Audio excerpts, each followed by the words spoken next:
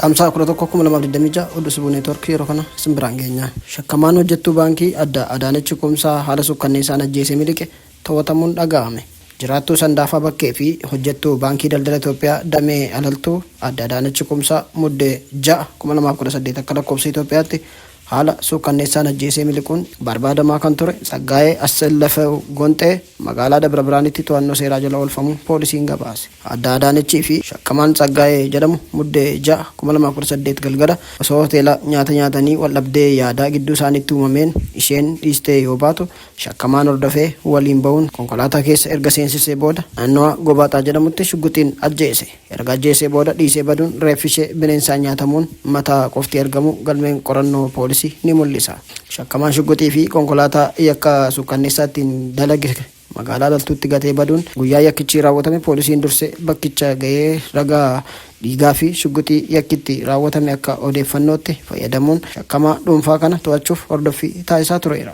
Poolisiin federaalaa tajaajila tikaa odeeffannoo fi nageenya biyyaalessaa fi qaamolee nageenyaa biroo akkasumas bulchiinsa magaalaa Sandaafaa Bakkee waliin ta'uun qindoominaan hordoffii cimaa taasiseen shakkamaan waraqaa eenyummaa garaagaraa baafachuun Dabra Biraan Kamisee Shawaa Roobitii fi Axaayee keessa nama nagaa fakkaatee osoo socho'uu hordoffii taasiseen to'annoo seeraa jala oolchuu danda'eera. Shakkamicha to'annoo jala oolchuuf hordoffii cimaa taasifame qaamolee tumsaniif poolisiin galata dhiyeesseera.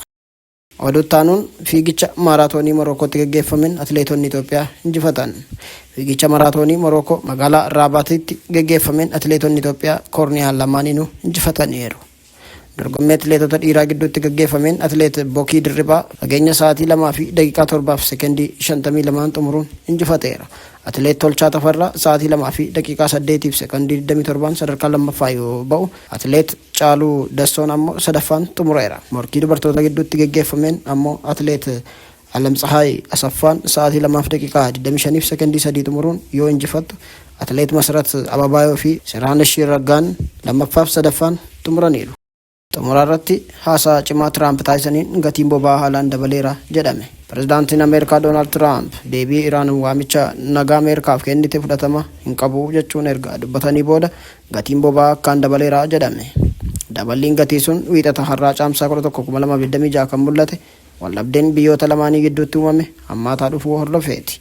Gatiin boba'aa dabaluu kanaaf sababni guddaan Strait of Hormuz gartokkoon cufamuu isaati.